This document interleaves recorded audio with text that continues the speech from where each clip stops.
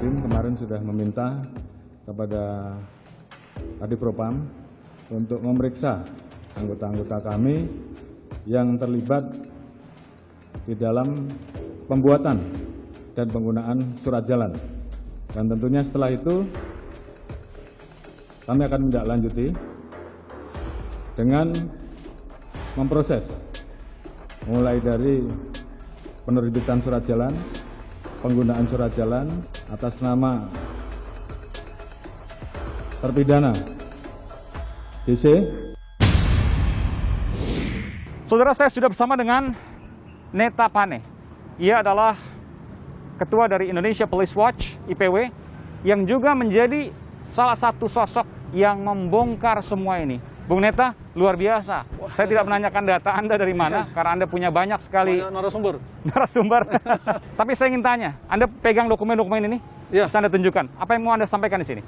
Saya memegang 4 dokumen dan ada satu foto nanti yang spektakuler. Foto spektakuler? Spektakuler. Saya menunggu nanti. Ya, ini dokumen pertama sebenarnya, di mana Interpol mengeluarkan surat yang menyampaikan penghapusan red notice terhadap Joko Chandra. Oke. Surat itu ditujukan ke Dirjen Imigrasi.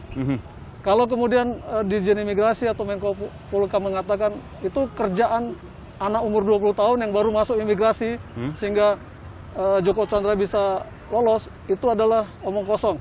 Karena surat dari Interpol ini tanggal 5 Mei 2020 yang ditujukan ke Dirjen Imigrasi. Artinya sejak 5 Mei ini Dirjen Imigrasi tahu bahwa red notice ini udah dicabut. Artinya ini jauh sebelum dia datang, jauh sebelum dia bikin KTP dan lain sebagainya. Sehingga ini sudah merupakan orkestrasi oleh Joko Chandra, memang diatur betul ini? Diatur. Luar biasa. Sistematis. 5 Mei 2020. Seharusnya Dirjen Imigrasi kan lapor ke Kejaksaan Agung, kemudian surat kedua inilah yang pertama kali yang menggegerkan, di mana Joko Chandra itu dikasih surat jalan oleh Barreskrim. Yang kemudian kepala bironya dicopot dari 18 Juni 2022. Baik. Jadi ini tanggal 5, ini 18. Oke, sebulan setelahnya ya. Kemudian ini ada surat dari Pusdokes, Pusat Kedokteran Kesehatan Mabes Polri. Surat menyatakan bahwa Joko Chandra itu bebas COVID lah. Tapi di sini dinyatakan bahwa Joko Chandra itu adalah konsultan Biro Korwas PPNS Barreskrim Polri. Artinya apa? Di sini seorang buronan bisa dijadikan konsultan oleh Mabes Polri yang seharusnya menangkap Joko Chandra. Meskipun status buronannya sudah dicabut 5 Mei tadi. Ya.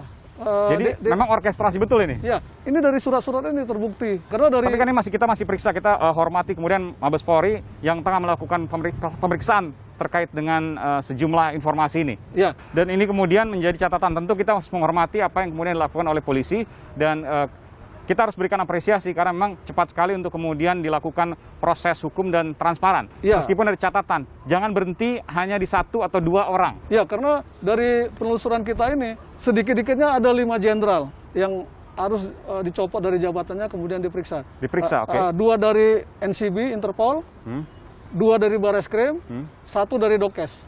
Anda menduga seperti itu? Ya, mereka yang paling bertanggung jawab.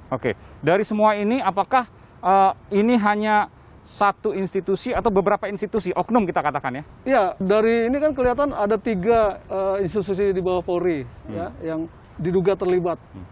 Kemudian di luar Polri, Dirjen Imigrasi, ini nyata suratnya kok. Ini pasti tembusan ke pimpinan imigrasi? Pasti. Saudara, saya mencoba untuk menghubungi Direktur Jenderal Imigrasi, Dirjen Imigrasi, Pak Joni Ginting.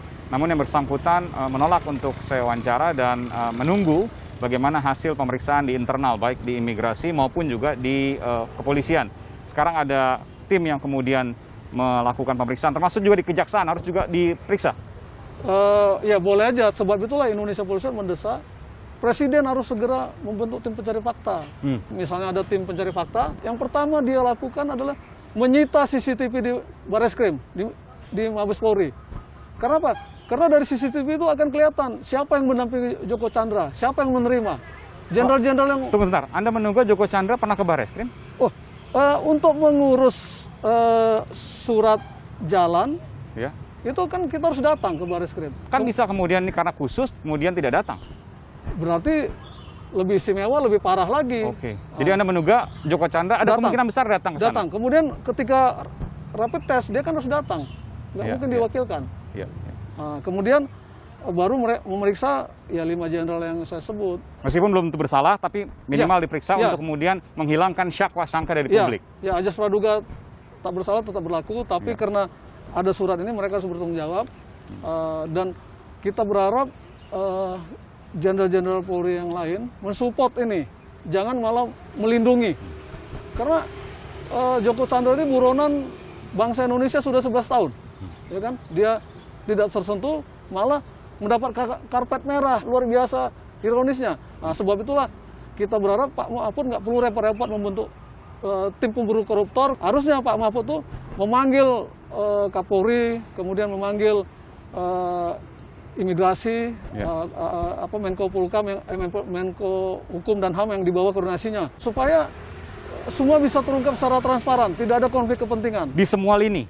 Di semua lini. Tidak hanya di Polri, di Kejaksaan juga, di imigrasi juga. Pertanyaan terakhir kepada Anda, Bung Neta. Anda punya keyakinan apakah semua ini akan terungkap tuntas atau tidak? Indonesia Police Watch tidak yakin ini terungkap. Meski kita berharap ini bisa terungkap. Tapi kita berkeyakinan ini tidak akan terungkap. Karena? Apalagi Presiden, kita lihat masih adem ayem, masih slow-slow aja. Tidak ada reaksi apapun. Presiden harus turun tangan di sini? Padahal Presiden harus turun tangan. Apalagi sekarang kita mendapat informasi Joko Chandra itu sudah tidak ada di Indonesia, dia sudah kabur ke Kuala Lumpur. Kita punya fotonya ketika dia meninggalkan Jakarta. Kita duga dari Halim Perdana Kusuma dengan jet pribadi yang dia sewa. Ini siapa yang perempuan ini? Yang perempuan ini istrinya. Oh, istrinya Joko Chandra? Iya. Jadi kalau polisi memang mau menangkap Joko Chandra, membantu Kejaksaan Agung atau membantu pemerintah, membantu bangsa Indonesia, itu bisa. Karena dari keistimewaan yang diberikan oleh jenderal-jenderal polisi ini, terlihat bahwa sebenarnya hubungan mereka dengan Joko Chandra itu sangat akrab. Kalau mereka mau, mereka bisa segera menangkap dalam waktu 1-2 hari, kalau mereka mau. Baik. Dan mudah-mudahan apa yang menjadi kekhawatiran Bung Pane tidak terjadi, bahwa ini semua tidak akan terungkap tuntas. Kita masih punya optimisme akan keadilan dan juga transparansi di negeri ini, mudah-mudahan. Dan yang terpenting adalah kita semua, termasuk Bang Pane, mengawal bersama-sama. Iya, siap. Terima kasih Bung Neta Pane, Ketua Presidium Indonesia Police Watch IPW. Terima kasih atas informasinya. Ya. Saudara, apa yang terjadi sesungguhnya? Saya ingin menggali lebih dalam. Sesungguhnya Joko Sugiarto Chandra membuat surat jalan berkop atau berkepala Bareskrim Kepolisian Republik Indonesia bertujuan ke Pontianak, Kalimantan Barat. Apa yang ditujunya? Kenapa ia membuat surat jalan? Dan surat jalan itu tujukan hanya satu titik, ke Pontianak, Kalimantan Barat. Saya akan menggalinya. Ikuti saya, saudara, pada orang yang bisa menjawab semua ini, termasuk dugaan ia bekerja sama atau yang memiliki hubungan khusus dengan pemerintah Malaysia. Benarkah demikian? Saya akan menuju ke Masyarakat Anti Korupsi Indonesia untuk menjawab semua ini. Dan saudara, saya menyambangi di Jakarta, karena kebetulan dia berada di Jakarta. Suka keluar kota, entah untuk urusan apa.